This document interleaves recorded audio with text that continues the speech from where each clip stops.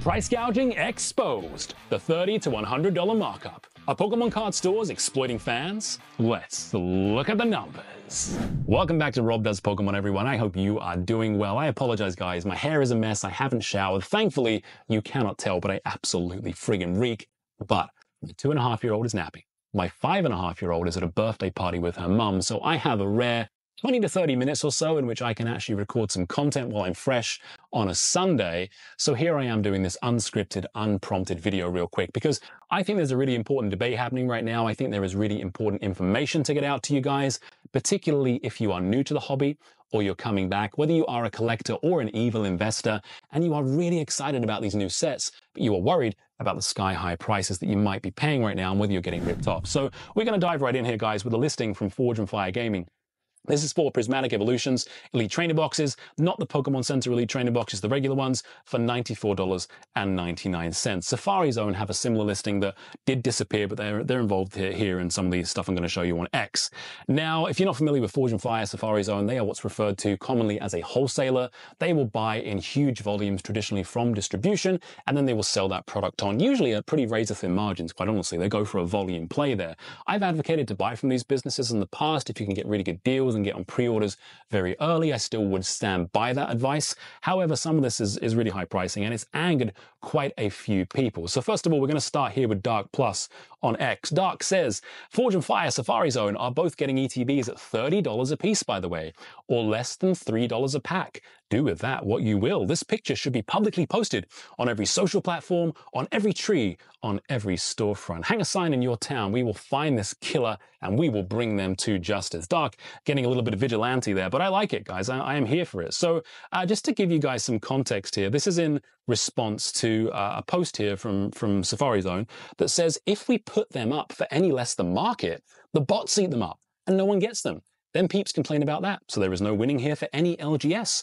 Peeps only complain about market versus MSRP when it's not in their favor. So guys, I don't know whether you are considering paying almost $100 for one of these ETBs from one of these sellers or not, but I think there's an important debate and I think you should be armed with all of the information. So let's take a little dive into some of what's happening here. So Poke Deals nerd Danny actually does post here, and they've got some interesting things to say. I like this account. I am sorry, but is this not absolute backwards logic? Using the excuse, if we list prismatic items for MSRP, it will instantly be sold out by bots, and finding the only solution to raise the price by 2x to 3x, that doesn't really make sense to Danny here. So they suggest customer purchase limits, canceling multiple orders to the same address, lottery systems, emailing a password to access the purchase page. They say there are lots of ways to handle bots that don't involve you overcharging product gotten at distribution pricing. So look, guys, you can let me know in the comments what you think here. I'm very curious to know whether you're tenured, whether you're new, what your take on this subject is. Getting a box for $30 and then selling it on for almost $100. We're going to read through some of the comments here because there are some interesting ones that I want to go through. So PokeHex here says, you're being a bit unfair here. It's the market for Prismatic. They are trying to price it according to the market. I wouldn't be shocked to see ETBs at over $100 or some ridiculous number. This set is super hot. Pricing at MSRP isn't doable as scalpers will just pick them up. Anyway, and this is an interesting take too, guys. The idea that, look, this set is super hot. It is the market. The market price is what people are willing to pay, and the market will bear whatever people are willing to put into it. This is an interesting one here from Jeremy. Jeremy says, when they were selling things for under MSRP, were you guys upset about that too? I like this one because it's very, very true. Razor thin margins on a lot of their products, guys. As recently as Surging Sparks, quite honestly, and I have nothing to grind against any of these stores or anybody leaving these comments. I'll give you my take in a little bit. But yeah, Surging Sparks, Safari Zone, Forge and Fire, they were selling these things sub $90 or around sub $90 for a booster box. And they usually do a bundle. I think Safari Zone's like 4 cases that go out, and you get them for a special deal where it works out just around $90. A quick shout out as well to my buddy Rudy, who did give me the information here and say, hey, this is what's happening on Twitter, on X. I really appreciate it, man. You got some great takes on this stuff. So I'll bring you guys to the next comment here as well, just kind of fueling this debate. So I really like this comment from Pokemon Deals and News. Great account.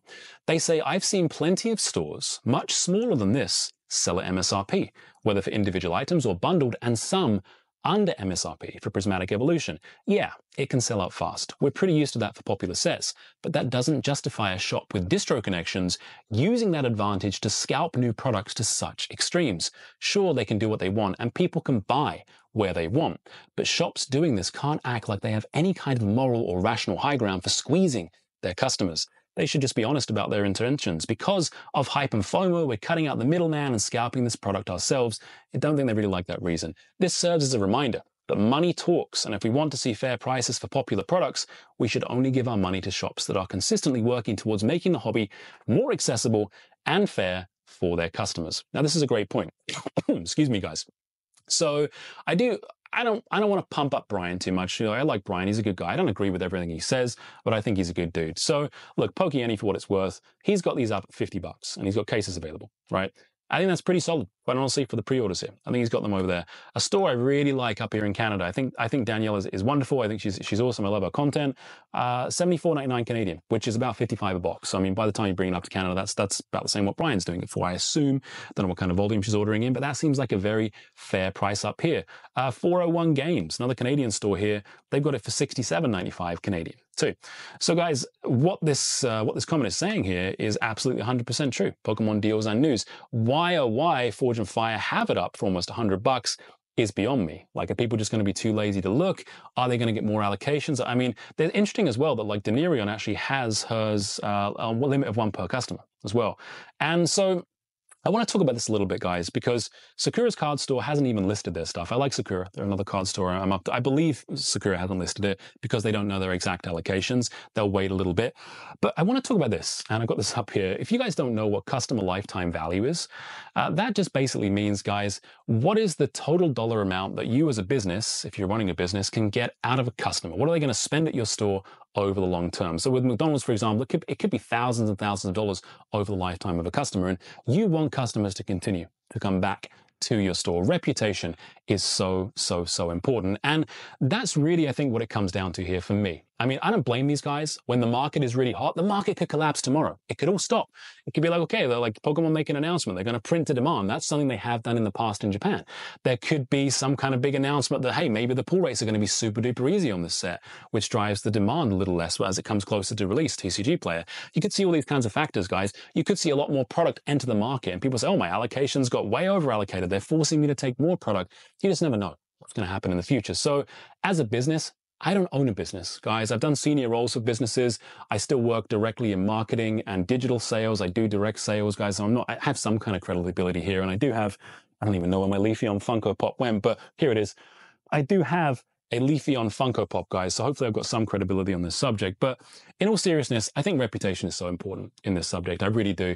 And I think the businesses that aren't gouging their customers, that aren't putting these sky-high prices up, are going to do the best in the long run. And I think what will happen, I mean, with Forge and Fire and Safari, is people are only going to come to them when they've got the super low prices. Maybe they would have been okay paying $60 or $70 a box for a little extra markup, but this doesn't really jive for me. It doesn't really jive for me. And I think what we were seeing here, I think it was, sorry, I think it was a little bit up, or I'll go back.